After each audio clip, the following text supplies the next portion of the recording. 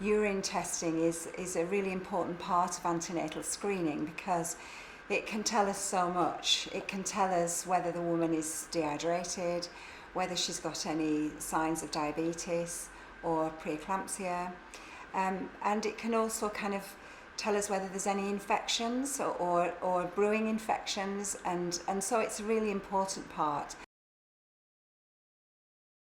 In addition, I think when you're using a device like this, it means that patients are much less likely to have to repeat their urine samples. They're less likely to get that uncertainty that, did I take it properly? Is the reason that I didn't get a proper result, is it because I did it wrong?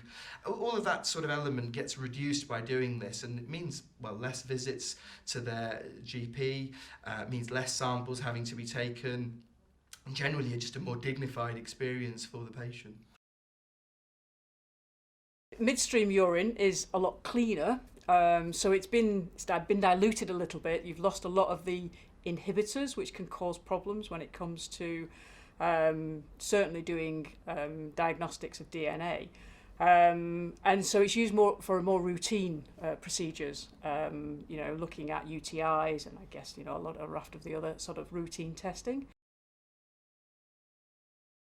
Sometimes I think you get a little bit of complacency in terms of we know that we don't always get a clean sample, and when we're testing it there may be a little bit of a, I would say, a problem in, that people may not want to rely on that result. They may think, oh, it's contaminated, it doesn't contain protein. We'll disregard it. If you know that you're taking a clean sample and a clean catch, you can have a confidence there in terms of, from a midwife's perspective and from a woman's.